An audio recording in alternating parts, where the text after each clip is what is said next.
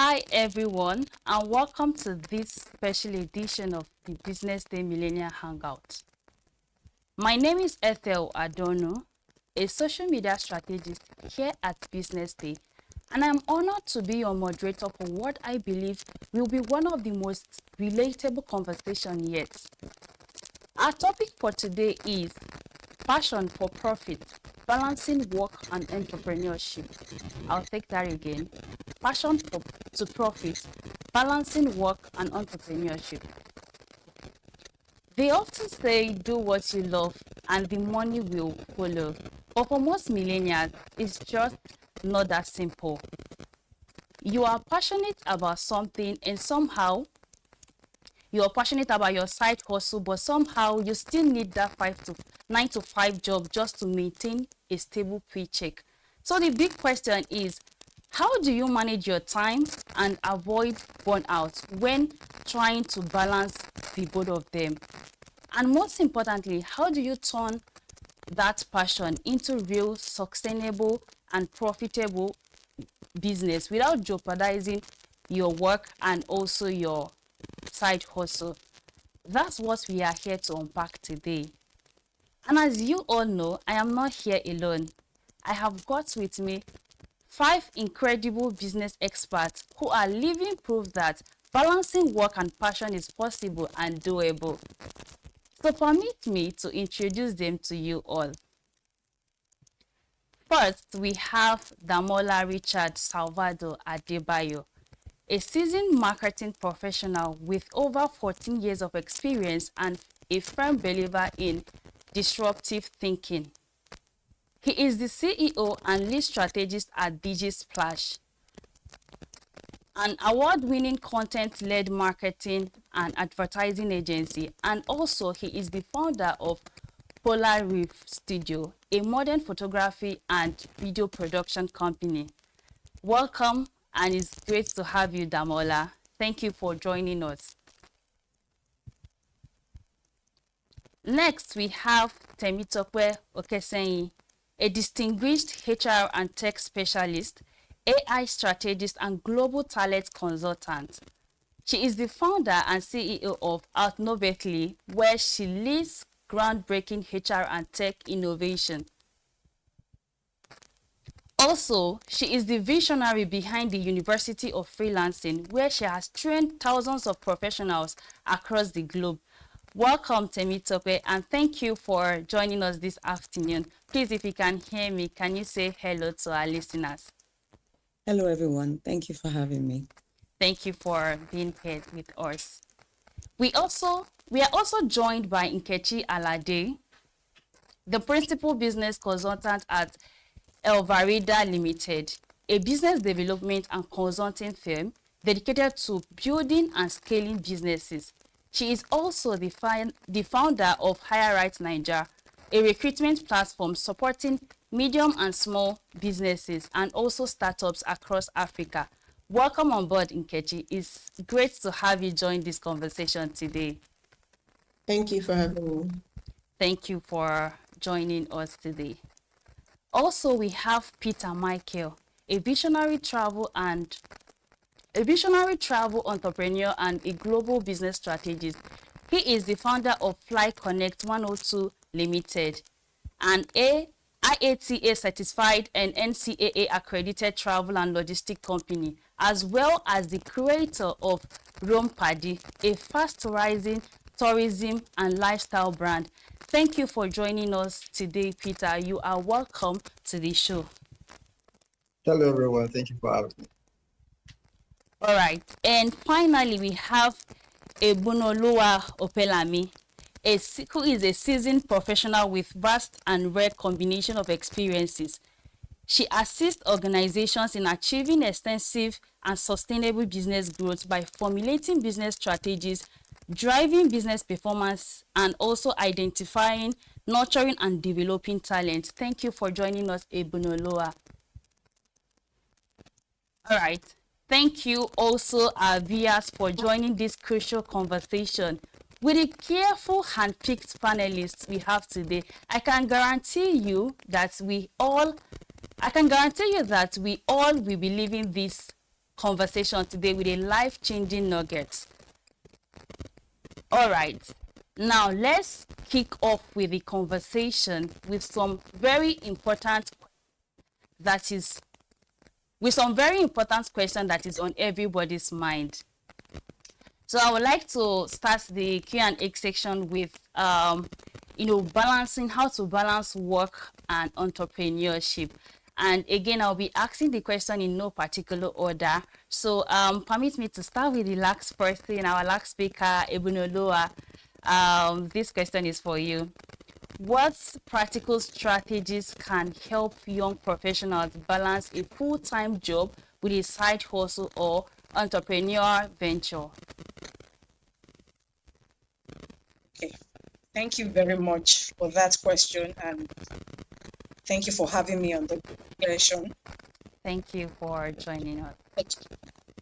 Okay, and good morning and good afternoon to all the speakers. Okay, so I want to start by saying every entrepreneur, it starts with you. It starts with you in the sense that you must know yourself. What are your strengths? What are your weaknesses? What are your goals? How are you wired? And by that, I mean, are you a morning person? Are you an evening person? Do you function better at night? All of those questions you need to answer clearly so that you can understand what works for you in terms of how you want to structure your daytime job with your moonlighting or your entrepreneurial journey. Because without this clarity, it will be a struggle. For instance, if you're an early morning person, you may decide to wake up very early in the morning, get some things done before going to work, and then you can work well and come back at night to rest or do some less intensive things can still get done later in the evening. But if, on the other hand, you're an evening person, you know that you have to work during the day, close early enough so that you can be back at home to carry out your entrepreneurial work by the side in the evening as well. So understanding yourself very well, what are your strengths as well? What are the things you do so well that you need to focus on? What are the other ones that you need to get help with? And sometimes when we say get help, depending on what stage you are on your business journey, you don't always have all the resources you require. But the thing is, we don't always need resources in terms of capital or revenue or money. Sometimes it's resources of people. What sort of network do you have? And when we talk about network also, I always like to lead with value. What am I bringing to the table? So take, for instance, I'm in a network, a pool of human resource capital people. What do I do well that can offer the other person so that if I need the other person to do something for me too, I can get it done through them. So that way is a symbiotic relationship and not a parasitic one. So when you have clarity on all of this in terms of who you are, you can better structure things. And of course, equally important is understanding your goals. What are your goals in the next 5 to 10 years? Because understanding that will help you also set priorities per time. If you know you want to have your full-blown business in the next 5 years, you don't want to work for anybody in the next 5 years. That means your decision or priority on what kind of job, what kind of 9-to-5 job you're going to take would also feed into how you will structure your 5-year plan. Because you can't afford to take a job that takes maybe 20 hours out of your time. Can't be 20 hours, maybe 10 hours out of your time. You don't really have time for yourself. Your business is going to be suffering. Because when we talk about balance, most times it's about understanding our priorities per time, really, because there's always a price to pay for everything we do. So you need to get it right. What is important to me at this phase of my life? I want to build my business. I have a family. I have a side hustle. So those 3 things are the balls you're going to be juggling, and one must not suffer for the other. So you are not going to be adding some other extra things. Maybe you need to cut down on socializing, partying, and those other things that you would have ordinarily done. But at that phase, you need to be clear on what your priorities are. Just to reiterate some of the things I've said, one is clearly understanding who you are as a person, because you're the one starting the business and everything starts with you. You need to understand who you are, the way you are wired. What areas do you even need improvement as well? Because you are bringing yourself to the business. in terms of when we talk about organizational culture, I always say that it is the character of the owner of the business we're actually speaking to, because it is you are the one that is going to transcend throughout the organization. Your behavior, your character is what people are going to pick on, that will then inform or form the culture of the business. So you have a lot to do on yourself in terms of your personal growth.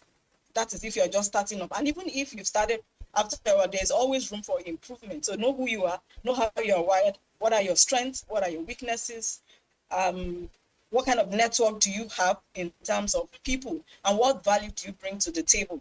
Then what are your goals? Clearly set goals. And what are those things you are prioritizing part-time? So these are the key things I would say anybody who wants to juggle these two fits, which is possible, must first of all put into consideration. And I'll stop here so that I can allow other people to talk. Thank you. Thank you so much, Ibnulua. That was amazing. Thank you for setting the tone for our conversation today. So I would like to ask our next speaker, Peter. From your experience having to run two companies side by side, what are the biggest challenges in balancing work and entrepreneurship, and how can they be overcome? Thank you so much, BusinessDay, for having me once again. We know that 9 to 5 and side also are both sophisticated, right? But what I tell people is you are the software, and you must learn to manage the software. How do you do that? First, your 9 to 5 is like what I tell people is your job is funding your future, and not the other way around. So once you know that your job is funding your future, it is then easy to know how to structure yourself. And so you learn everything on your job, every skill acquired on your job in your 9 to 5 to help create, a micro system that runs your business. So you're given the leverage on your 9 to 5 to understand how to run your own business effectively. And so what you need to structure your time, like, Ebolua said, know when you function. Some are morning people, some are night people. Know when, your energy is, higher, when you're more productive. Channel your hustle into that. So you do your 9 to 5, that is, non-negotiable. But once you do your 9 to 5, at least 3 hours a day or 2, depending on how fast you want to go, how far you want to go, structure yourself in that way, and then begin to build little by little. And so when you build, you have the leverage, to test run. And it's almost risk-free, right? You have a backup system, which is your 9 to 5. You can begin to test run things. If they work out fine, you don't work out, you learn, and then you move again. And so that's how to balance it. There is no particular system or structure assigned to how to balance, but you understanding your 9 to 5 perfectly well, understand the system and the software that runs your 9 to 5, then find a way to replicate that in your hustle, and then it's easy. Thank you. Thank you so much, Peter. Thank you also for sharing that brilliant answer, how to prioritize your time and energy while running your 9 to 5 and also trying to maintain your business. So let me ask, the next question is for Temitope. As a HR specialist you are, how should one prioritize time and energy between their career and also their business without compromising either of them? Thank you for that question. And the truth is, you got the job because you needed the job, and you were employed because the organization needs your skills and your capacity. And I believe they are paying for that value. So we're going to be very honest here, because some of you are running businesses, or you want to run a business, and you expect to have people on board as well. My first advice always would be to give your 100% commitment to the organization that is paying your bills. Yes, you have dreams on the side. Yes, you want to start your businesses on the side. But what you've signed an agreement to give is what you should give. except you are a 1099, meaning you're a contractor or you're a consultant working with that organization, there are some things that you are able to excuse yourself from. But because you are full-time, first let's establish that you need to give that attention to that. But you also need the attention for your 5 to, because now you've left 9 to 5, you have your 5 to 9 left, which is your business. You must audit your role per time. And what does that mean? Some of you are wives, you are moms, you are sisters, you are fathers, you are brothers, you're a CEO, you are an employee at the same time. There are many things you're doing. And different seasons of your life, you must prioritize what works, what must live. There are times that you give maybe 2 hours to social media a day. You know that in this season, I'm trying to build a baby, because that business, that idea that you have is a baby. You must give it time. As someone who's done business all my life and always been a corporate girly, because I started my business from the university day, I started selling bags. I remembered when my brother wanted to give me capital to start my business, I was in 200 level, that have you surveyed around you in school what business you would love to start? I told him, no, I don't have the time. I want to build my CGPA, and I also don't want to do business. I don't want to be asking people for money. People can owe. But when I got to 300 level, nobody told me. I myself knew that, okay, I have built what I needed to build. Of course, I've lost access to the capital they wanted to give me, because they were willing to give me. They were asking me. I wasn't ready mentally. But by 300 level, I knew that I was ready mentally, but I was also ready physically to accommodate that. And by myself, I started the bag business. And I did that with schooling, came out with good scores, came out of school, started working the first year that I came out, running a fashion business. From there, I moved to freelancing online, running my own digital agency. I have 2 startups now, have a company. I still work at the same time. And I realized that the same attention that you give to someone else, you must be willing to give it to your work. So audit your role. What sacrifices can I make, in this season? And another thing that can help you is believing in yourself, because one of the privileges we have as adults and millennials is the audacity to believe in ourselves. Because if you don't believe in yourself, nobody will. That attention you give to yourself, that belief will wake you up at night even when you're tired. Sometimes I'm getting back 6 p.m. Nigerian time. It's probably 12, just like it is right now, like 12 p.m. for my clients in another country. I need to get up to work. I'm tired, but I know that that is what I needed in that season. So you must believe in yourself enough. The conviction must be enough to drive you through that process. So that's what I think every millennial or every entrepreneur who is trying to balance both and trying to give their commitment, that's what I think they need to do, right? That's what I think they need to do. Thank you. Oh, thank you so much, Temitope. Thank you for, quickly sharing your moments with us, and also for spotlighting for us that, you have to believe in yourself first if you want to find a way to balance your passion and also your career goal. You have to find a way to believe in yourself and also audit your work properly, just so you are able to balance the both of them. So now let's look at how to manage productivity and also how to manage your time. So this question is for Damola. As a seasoned marketing professionals, I know you deal a lot with marketing tools and all of that. So what tools, habits, or systems have you found most effective in staying organized and also productive? I mean, having to have over 14 years of experience, work experience, and also building your company, DigiSplash. Okay, thank you for having me. I hope you can hear me. Hi, Okay, Damola. great. Yes, I I can't said I hear hope you you. can hear me. All right. Can anybody else hear me? Oh yes, she says she can. Hi, Damola. I think you're muted. I can't hear you. No, I'm not muted. Okay. Everybody else can hear. I Okay. think it's just I can hear you now. Thank you. okay. Okay, great. Okay, I think your question was on productivity and Yes, tips how for to manage productivity, managing. to tools and habits that help you to stay organized. Okay, I think the major thing is to, like some people already mentioned, identify your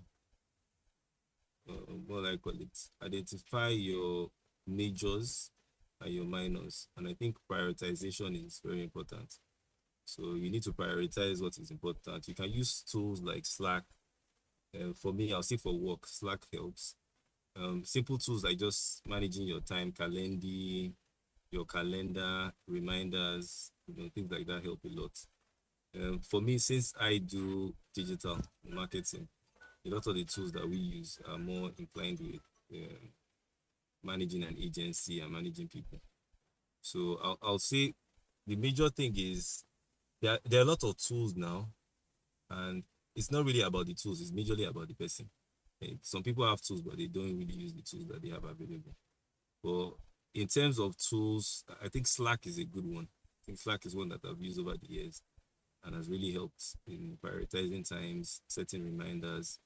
And I'll say set reminders. I think those are the major things. Set reminders, set goals would be major things to do. Yeah, I hope that helps. Thank you. Thank you so much, Damola. Thank you for, listening some of the habits that help you to stay organized, setting reminders, getting yourself, your space organized and all of that. And also for mentioning some of the tools that help you to, stay focused and balance your work. So my next question is for Nkechi Alade. How can entrepreneurs identify and focus on high leverage activities that move the needle?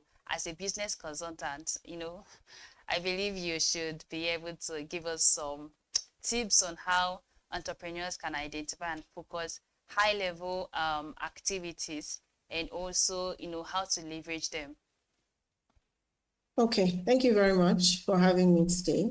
Thank And you. I do hope, glad you can hear me. Okay, so in terms of being an entrepreneur, so having worked with business owners and entrepreneurs, for quite a number of years, I've seen that it is very easy for people to do a lot of things in terms of just being busy, activity driven, but then they're actually not being productive.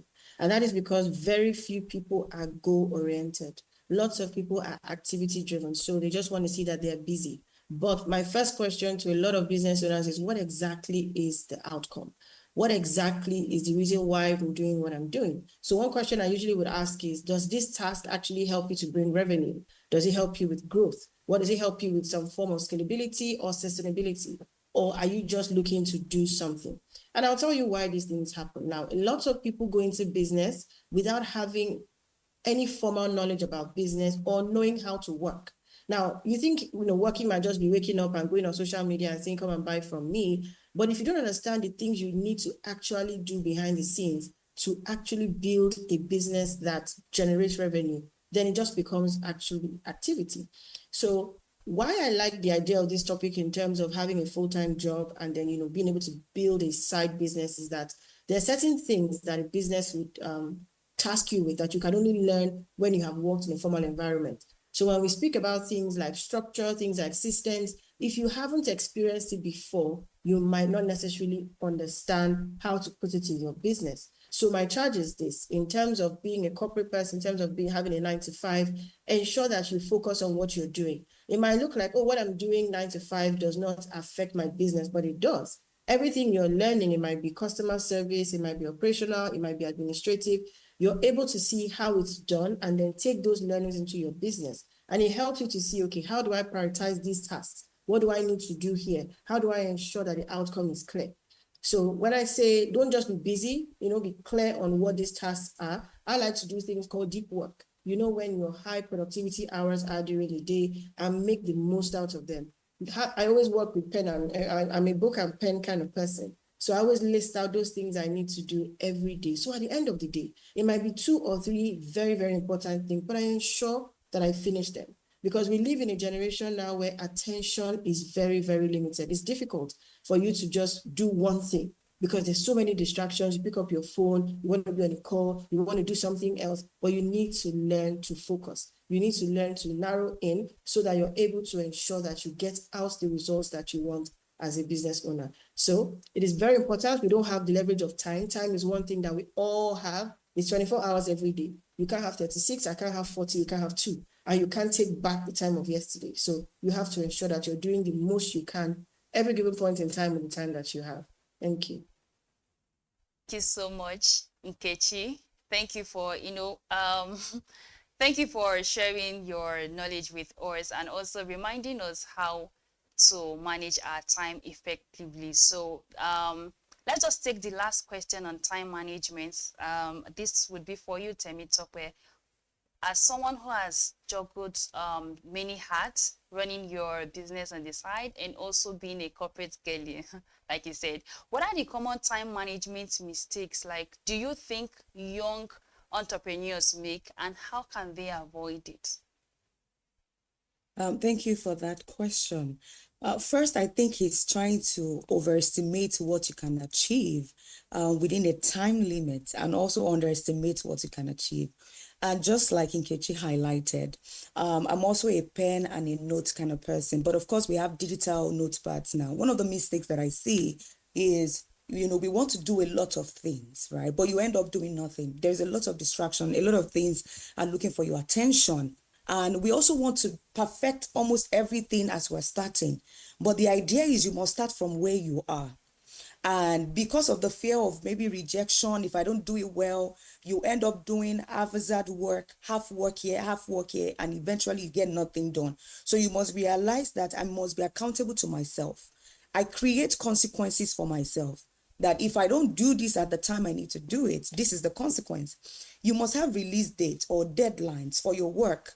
And these are the things you also learn in 9 to 5, that you've learned structure, time of resumption, consequences if you don't come early or if you come late. You must apply that to your business. That this is the same thing. If I'm not able to do this, this is the consequence. So maybe I'm not going to get this for myself, this that I plan to do for myself, or this that I plan to do in the business, I'm not able to do it. The bigger picture must always be in front of you at all time. There's a word I call people like us who are, running businesses and also being in corporate is youpreneurship. So there is entrepreneurship, but there is youpreneurship. It's the business of you. So it is you that needs to be accountable. With that, you are able to create automations, you're able to create systems. But if you yourself personally, you're not efficient, trust me, it will show in the things that you're doing and in the businesses that you're running, because balls will begin to drop somewhere. And be open-minded to outsourcing. If you think you've grown to the level where there's a part of the business that you're struggling with and you can afford to pay, even if it is an intern, a volunteer, an assistant that can take care of that for you, you have to do it. I got to a point that my mentor had to say, Tops, you are doing a lot. And this needs your priority this year. You need to get it done. Get an assistant. That was like 4 5 years. I'm like, assistant. Even me, I'm an assistant to some people. But I had to. I got someone who could work with me with the budget that I had so that she can focus on some of the administrative things I needed to do. And I was able to deliver that project that year. I think that is how we must begin to think as business owners as well. You cannot do everything. If you need to outsource with the resources that you have, please go ahead to do it so that you can begin to create systems and a business that can eventually function without you and outlive you if possible. So that's what I think and how people can handle that. Thank you so much, Temitope. That was amazing. Thank you for that, sharing that word with us, youpreneur. It reminds me that if I want to actually focus on pursuing my passion while maintaining my corporate life, I have to also, always know that this is about me, this is about my passion, and, try to do things that would get the both of them aligned. Thank you. Now let's look at the financial strategy and stability. So this question will be for you, Ebunoloa. How can one fund a business without sacrificing financial stability from their job? Assuming someone is passionate about a side hustle, how can they fund it without sacrificing their financial stability from their job? Okay, thank you for that question. I think I mentioned earlier that sometimes when you're starting up a business, you need to have clarity on the kind of resources you need per time. Most people think it's financial resources that is the biggest issue they have, whereas it may actually be resources in people. And I cited an example earlier to say that you're starting up, you also have value you bring to the table. Do you have people in your own network that can do what you need for you without you paying for it? which means that when they also need your services, you're able to pay back, right, with your own skills and strength or whatever it may be. That is one. But that doesn't still negate the fact that finance is required in the business. And at every point in time, you must know where you're at in your business journey, the maturity level of your business, and what is really required. I will go back to requirements again. So take, for instance, you are a startup. You want to go into the market. You know the value you are adding to your customers. But you can't start competing at some certain levels because you don't have what it takes to be there yet. So you need to be able to identify who are my target audience that I can meet their needs at this point in time. For instance, you can't say you're into consulting and from day one you want to compete with a KPMG, for instance. You can't meet, from where to where, on any level at all. But if what you are focusing on, for instance, is that you want to hire for people, you are going into hiring, make sure you are sound at what it takes to hire. You are leading with value so that when you pitch to your customers, your target audience, you are able to add value. They're able to pay you, right? The kind of resources they can at that time and even refer you. And gradually you are growing the business. Of course, when it comes to funding, there are various sources of funds, right, that are available now. But you must demonstrate value to those kind of places for you to even have access to those kind of funds. So I always say lead with value. What value are you bringing to the table? Don't go into the market to say, I want to make money. I need more money. I'm not earning enough. That's why I want. No. What are you bringing to, what value, what need are you meeting? And who are your target audience per time? Who are those you can effectively serve per time? Because having a clear understanding of the persona of your target audience really helps. You can't be aiming for people in blue chip companies from day one, right? And I'll just quickly share a story with you just to buttress this point. So there is one of these mentors of mine, right? He was telling us about when he just started his business. And from day one, he went into business strategy. And then they went to pitch to one man who owned a multi-million naira company at the time. And then they kept telling him about the business strategy and everything. And then the guy just kept looking at them like, okay, if you had those strategies and you've applied it to yourself, you won't be looking this way. Do you understand? Of course, they didn't get the business.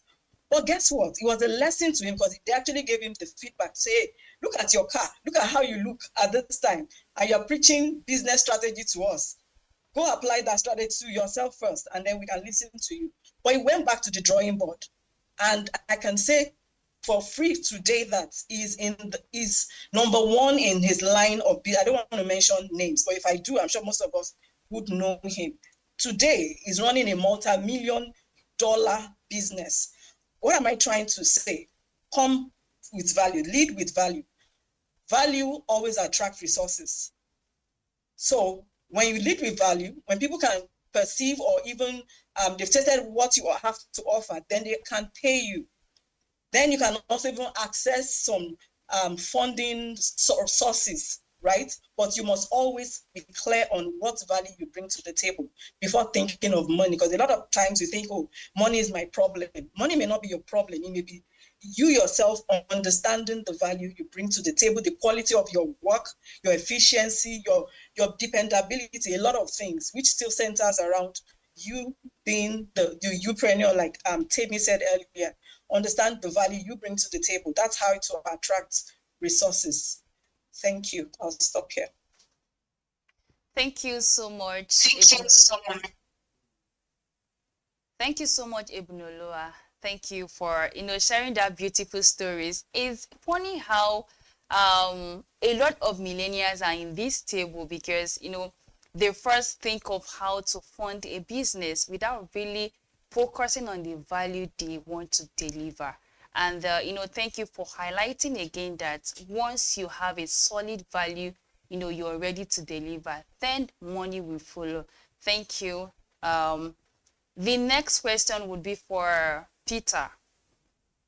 What key financial metrics should entrepreneurs track as they grow their business? I mean, having to scale your two businesses, what are the metrics that entrepreneurs should, always track as they grow their business? Thank you very much. So first, cash flow is like the oxygen of your business. So first, cash flow. Always cash flow. And then if you look at your profit margin, which is the second thing. So once you're able to track your cash flow, it's coming in, your business is going, then begin to monitor the profit margin. And then with your profit margin, you can know when to scale, right? So if you're not able to track your cash flow correctly to make sure that is working effectively, you cannot move from there. And so it is important that you understand how your cash flow works. Like Evan said, value. Value brings in the cash flow. And as the value brings in the cash flow, what next thing you think about is how to create experience with that value. And so with the experience, you scale. And as you scale, your profit margin begins to increase. And as that begins to increase, then you begin to expand. And so you narrow everything down to three things.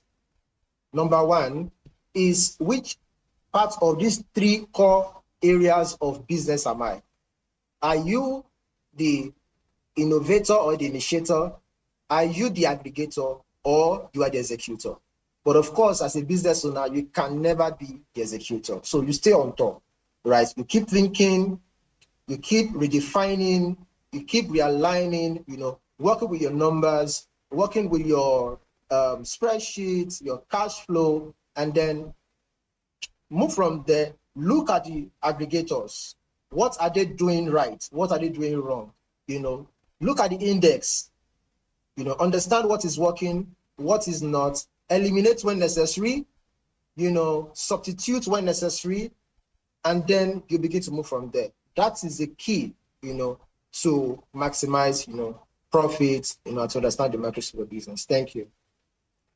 Thank you so much, Peter, for highlighting the keys to maximizing profits as a business owner, and also to how to know where and when and where to draw the margins in your business operations. Thank you. Now let's look at how to make the transitions. I know a lot of people are often bothered with the situation of when to say goodbye to their 9 to 5 and focus mainly on their business, or some are also of the emotion that you can run the both of them side to side. So let's look at some questions in that area. The next question will be for Damola. How does an entrepreneur know when is the right time to move from part-time to full-time entrepreneurship? Okay. I hope you can hear me. Yes, I can hear you. Okay, great. Okay, I don't think that it's like a time-based thing. I think it's more on the person and the opportunities that come. So for me, I only worked for another agency. I only worked for another agency for 2 years. And after 2 years, I just started mine. So I think that you also have to, you need to just gauge the opportunities that you get and how prepared you are as well. I'll say you also need to take risks as well. So the reason why a lot of people stay longer and some of the things that people do, they're afraid of taking risks. And I think you need to be brave. You need to evaluate the situation. Be sure what, like, people have spoken about value. So if you have value, things will be attracted to value. I think you can even compete with the big people, with the bigger brands in a short space of time. I don't think that it even needs time. What people just need to identify is value. So people notice value no matter when you start. Once they can recognize that you know what you're doing and you have results to prove it, then you get the customers. So for me, I'll say that once you have identified, for marketing, we'll call it your unique selling proposition. Once you've identified the opportunities that you have, so we see companies like Money Points, Flutterwave, that it didn't take them that long to compete with some of the biggest brands that we've known for 50, 100 years. The major thing that they had was value. They had value to give, and they scaled really fast. because people are attracted to value. So if you can solve problems, and what's your business venture is going to actually solve problems, people will gravitate towards you. And then once people have spoken about appearance and things like that, once perception is the most important thing. So you can be good, but people don't perceive you as good. And it's the same thing for a business as well. So you can have great ideas, you can actually be able to solve problems at a small stage.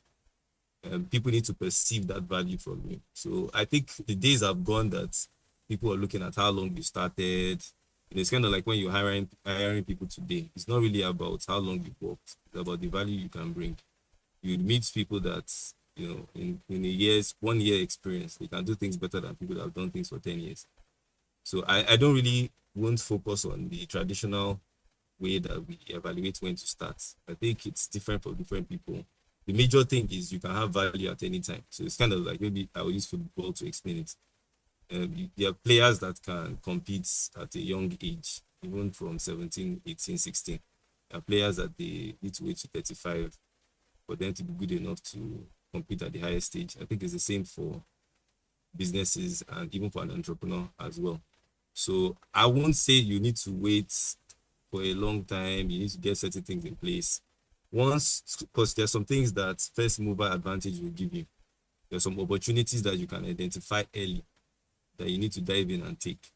So for me, like people have already mentioned the word value, I'll say that's the major thing. Once you can identify the value that you bring, and you can see the opportunities to take them, I think it's a good time to go. Some people will tell you wait 5 years, wait 10 years, wait 3 years. I just think that if the opportunities come in 1 year, you can move. If the opportunity even comes in 6 months. I have a friend that he resigned after 2 weeks. He started the job after 2 weeks. He resigned and started his own business, and he's doing great.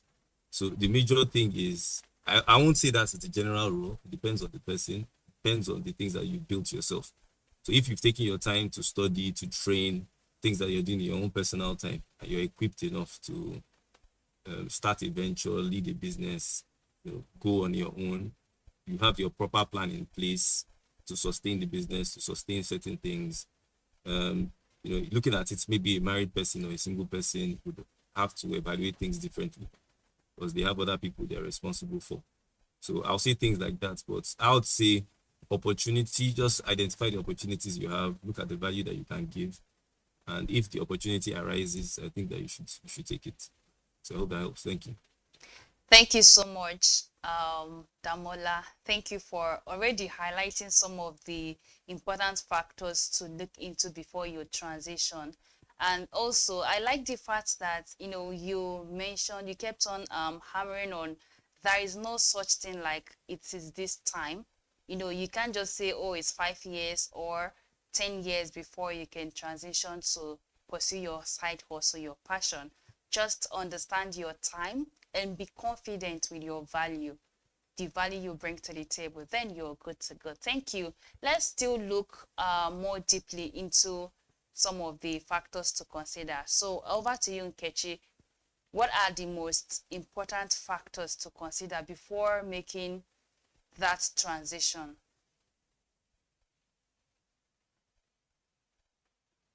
Hi, Nkechi. Can you hear me? Hi, can you hear me? Yes. Thank you. Okay. Yes. Did you get my question? I should take it again. Please, can you take it again? Okay. What are the most important factors to consider before making career or that transition? Okay. All right. Thank you for the question. So first of all, right, I would like to really say that entrepreneurship, or rather full-time entrepreneurship, is not for everybody. There is no hard and fast rule to it. Everybody must not be an entrepreneur. The reason why I'm saying this is when you work a full 9-to-5 job and you're transitioning, it's almost like going from having your bath with warm water to cold water. You have been promised a paycheck at the end of the month. If you're not in sales, right, most of the time you have a salary every month, whether or not that business makes money. That is their commitment to you. Now, when you're going into full-time entrepreneurship, it's a different ballgame. You have to be someone who has discipline, resilience, someone who has grit, someone who's able to take no keep moving, be vision oriented, and the kind of person that has control over their mindset. So for you to be that kind of person and for you to be able to transition full time, you need to first of all be honest with yourself. Am I an entrepreneur? Am I someone who is ready to commit to this decision for the next 10 years? Am I ready to continue to say yes to myself? Because entrepreneurship is really beyond earning money. It's beyond revenue. It has a lot to do with who you are as a person. So one of the major mistakes that I've seen with people looking to transition is quitting too early. You cannot make this decision based on feelings. It cannot be how you feel because your feelings are too fickle for you to make decisions with them. You have to be quite objective. You need to be able to see that, okay, this is where I am now. This is my plan for the next 60, 90, 120 days. This is how I'm going about it. Remember that as a person, you might have obligations, you might have a family, you might have dependents. And again, it starts with you. So you have to be ready to understand that once you're moving, right? So that is one thing I would say. So also in terms of mistakes people make is that they don't pay attention to the market they are going into. You can't go into business blinded. You have to be sure, okay, this is what the market currently is saying. This is how people are doing things. Imagine being in the business today of maybe entertainment, and then you start selling your own CDs or something. I mean, you're really competing with the past. So you need to know what exactly the market is saying. You need to be sure how much people are charging. What do you charge? What kind of people do you need on board? So there are certain questions you need to be asking yourself. You need to also understand how to do business. When you're running a business, you have to, of course, register it. You have to ensure your tax is in place. You need to ensure, your legal, any other paperwork that you need to have. You can't just go into it and just sort of start to wing it.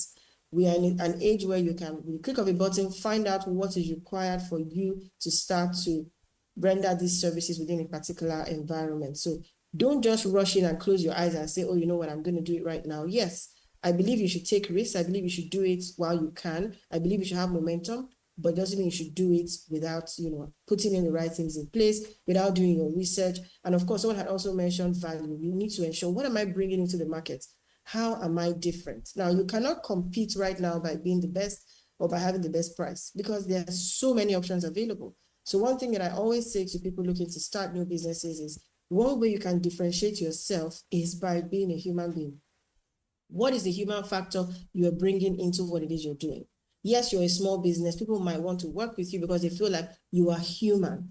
How can you be more human in your business? And another thing I would say is try as much as possible to aim for excellence. I didn't say perfection because perfection is a myth and it doesn't exist, but excellence. And one thing I recently learned is that excellence can be practiced. So you can every day become better at what you do or what it is that you're doing. So if you have that at the core of your mind, if you have that in front, as you're building the business, as you're hiring people, as you're speaking to clients, you continue to build and become even better. So that even if you have so much value to give, you're giving it in a way that is deemed excellent and you're able to retain customers and they're also able to refer people to you. And when people are bringing leads or leads are coming into your pipeline, they are able to convert. So I hope that has helped. Thank you so much, Nkechi. Yes, that's actually answered my question. And thank you for, you have already set stone for the next thing that we'll be looking at, talking about aiming for excellence. Let's look at business growth and branding, how to properly brand your side hustle, your passion, and, any other thing that you have on the side that you're interested in building. So the question would be for Ebunoloa. What are the biggest planning mistake entrepreneurs make when starting or growing a business? Okay, thank you for that question. I think one of the mistakes entrepreneurs make, and it may not be all their fault, maybe it's what has been shown as what matters the most. You want to look the part, fake it till you make it, dress in a certain way, be this, be that. But what the customers want goes beyond your looks. It's still about value. It's still about who you are, what you bring to the table, how you do things. Take, for instance, you have an appointment for 10 a.m., you are there by 9:30, not 2 p.m., and start giving flimsy excuses, forgetting that the people who you are, their customer, also have customers. having integrity. I'm going to deliver by this time and you deliver by that time, to quality as well. And all of these things don't happen by accident. There are things you need to build over time. And that's why I've said it, and a lot of us have also emphasized on you being that person first. Being a person of integrity, knowing what matters to people, the kind of customers you are serving, what is key to them, what kind of business are they into, what matters the most. Take, for instance, the competition in the market is fierce. So a lot of people they have to be on top of their game. And so if you are going to be supporting their business in whatever way with your services, you must also be at the top of your game at all times. So not focusing on the right things in terms of what quality means to the customer. Understand what the customer's needs are first and foremost, but paying attention to the way you speak or the way you look or, kind of dress you're wearing. That's, of course, people see you first before they see the value you bring to the table. I'm not saying that is not important, but I'm saying also that you must pay attention to how you deliver value. How do you communicate? So you can't even you can't make a particular time for some reason beyond your control, which shouldn't be all the time. You must communicate. At times you've given something to somebody, you're trying to get them on the phone, they're not picking up, and you're wondering what's going on here. And no communication, and probably they're stuck somewhere. Especially professionals, people who are learned, those kind of behaviors shouldn't be, be named amongst us, really. So we need to be able to differentiate ourselves with those seemingly little things, but they matter a lot.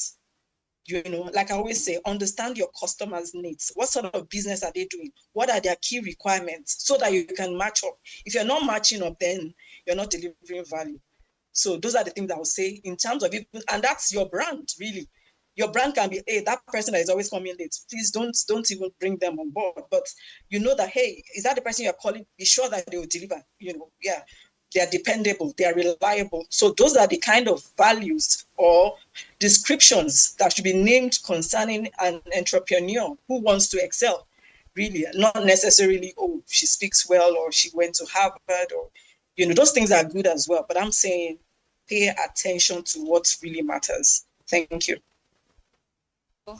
Thank you so much, Ebunoluwa. Thank you for, urging us to pay attention to what really matters. And talking about building your brand and, maintaining a good reputation as a business person. Let's look at this question. That would be for you, Peter. How can millennials build a strong online presence and personal brand to support their business goals?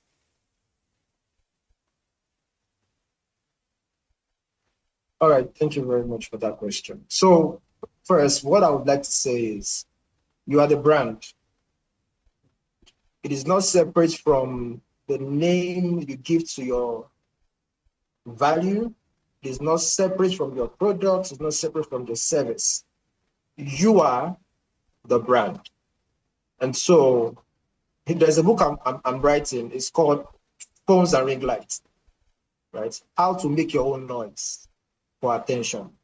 And so whatever you do, particularly in this day and age, you need to learn how to make your own noise.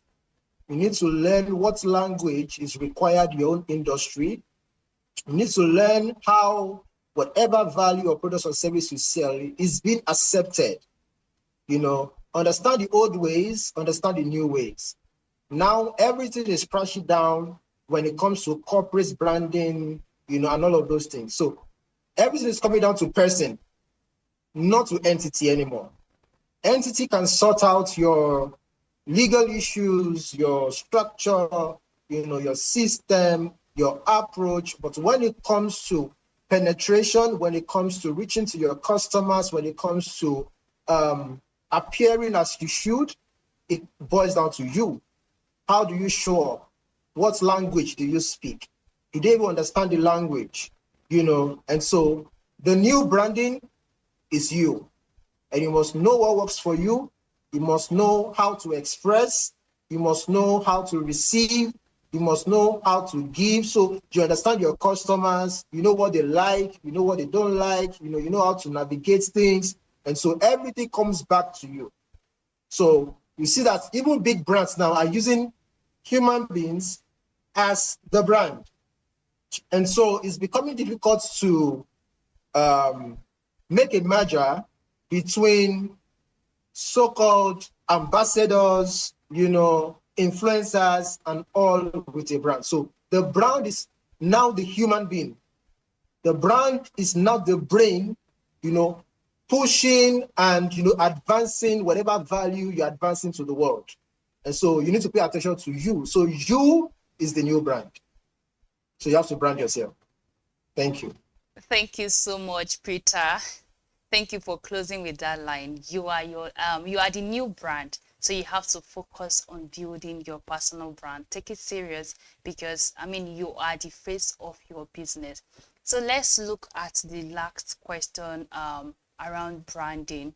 That will be for you, Temitope. What sales strategies or technique can help young entrepreneurs close deals and build a lasting customer relationship? Having to have scaled your business from an early stage. Thank you for that question.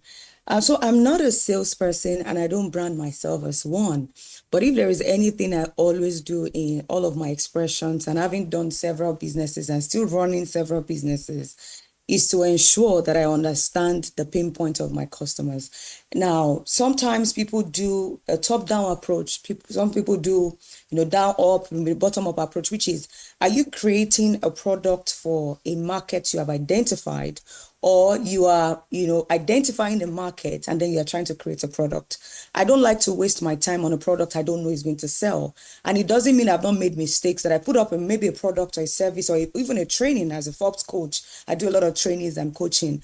And sometimes I put up a training because I assume that that's something that people would need.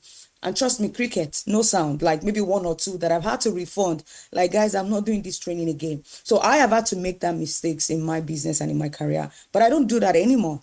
I need to understand and see that there is a pain point somewhere.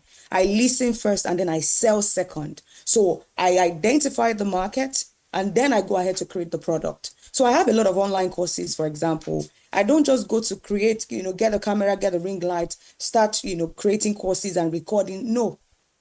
Create a wait list. I need to see the interest, that people are actually interested in this product that I'm putting together. So you must manage time and manage resources and conserve your energy to be able to channel them in the right direction. That's one of the things that we must do. The second thing is also to building trust. I realized in my EdTech, which is the University of Freelancing, where we teach professionals how to, freelance on the side with the skills and expertise that they have while still maintaining their 9 to 5. I realized that a lot of our students keeps coming back. So if you come to do AI today, you learn AI this month. By next month, they're coming back to learn virtual assistant. The third month, they're like, Coach T, I'm coming back to learn HR technology. What's going on?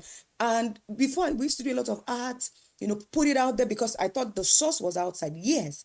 But from data, I found that because data speaks, I found out that because we've built trust, our first line of new customers, they are our current students. So they've seen the value that we deliver. They've seen results. They keep coming back. So you must, as a matter of priority in the business that you're trying to do, as a sales technique, build trust. Because that helps you to deliver the value we've been talking about up front. Because you have built trust in them, they trust your brand, they can recommend. So referrals, because now the customers you have that you are looking for, we live in an age where bad news fly faster than good news.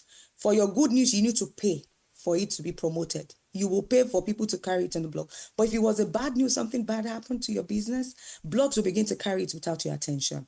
And you must now understand that it means that word of mouth, the testimonials from people, what people say about your brand, whether you are there in the room or not, it matters. Then that helps you to begin to think about the current customers that we have, the current sales that we're running or that we have. Where is the source? What is the data saying? How can we satisfy these people that they become the one, preaching preaching the gospel of the good things that you're doing in your brand and in your business. And last but not the least, what I've said, and this is something that has worked for me as well, and I don't think a lot of businesses or brands do it, is to take care of their customer service unit and department a lot. You see people, you chat them up these days, they are almost rude to you, customer, that they want to beat you. Like, I want to make an encouragement. I'm the one bringing money to buy something from you. So that first approach that people have with your brand creates an impression, and a lasting one at that. Sometimes I've had to jump into the DM myself to say, I understand you are trying to respond professionally. I need to quickly respond to this person myself, because I know I'm the one losing money, not you. People want to do their job and then move on. So as a business owner, your eyes must be on the communication department or unit or channel of your business. You need to ensure that your brand is being communicated in the way that you want it to communicate. Sometimes I'm seeing my business page, maybe one of them is liking a particular post or a particular comment. You cannot do that with a business page. Maybe something went viral on the blog, you are liking it with a business page. What if it's something that is counter to the brand that you are building and the culture that you are building? You liking it and responding means you endorse it. And people don't care whether it was a customer service person that did it or not. So you must pay attention to how your brand is being communicated, how it is being seen. All of this might not sound like the traditional sales techniques, like run ads, like, get a brand ambassador. No, but this is the core and the foundation that really helps us, because you have a job. Let's not forget, you have a job that you are doing and you have something on the side. So you must be able to manage them with the little resources and the time attention that you can. And you must build something solid at the end of the day that can help you transition eventually to full-time entrepreneurship, if that is what you want. I hope that answers the question. Temitope, that was fantastic. Thank you for wrapping up the conversation. Really good. I just want to, time is no longer on our side, and you can see the way I'm excited, because it has been an awesome conversation so far. Thank you all for sharing your expertise and all of that. I just want Damola and Nkechi to wrap up the conversation with this last question, which is just, what is one advice you would give to a business person listening to us right now? What advice will you give to the person or someone who is looking forward to starting their own business in no time? Let's start with you, Damola. All right, thank you. So what I would advise, I think, is similar to what Timmy just said. I think a lot of times people focus on logo and all those other things, and your branding is more than your logo, is more than your website and all those things. Your user experience is part of your branding. So the perception that you have, focus on maintaining good relationships with the clients that you have. You don't know how important one small opportunity was to create. So for me, I'll say majority of the clients that I have now are referrals. And when you can't compete with money, you can't compete with size and all those things. It's relationship that's going to sway it. So let's say Temi was coming to Nigeria or something, or maybe she's in Lagos or something. Well, maybe I come to Texas, or before now, she won't have, there will be no rapport. So she doesn't know me, I'm just a stranger. But because we've had this meeting, like I just sent her a message, oh, remember me from our BusinessDay Connect. That's to open a door for me, a door that wouldn't have opened in the past, just because we've built a relationship. So I think that building relationships is very important. And people are your doors. People are the biggest doors for a business. So don't treat any opportunity you get lightly. Take them, maximize every opportunity you get. Understand that perception is reality. It doesn't matter what you think. You may say, oh, my business is great, because your customers are the ones that determine that. And what people have to say when they're not seeing your logo. When they think of your brand, what do they think of? You'll think of their last experiences with you. So for me, I think that would be my advice, my closing advice. Thank you. Don't speak. Thank you, Damola. Thank you for that's awesome advice. From Damola, you shouldn't focus on just the physical aspect of your branding. Focus on building relationship. Thank you. Over to you, Nkechi.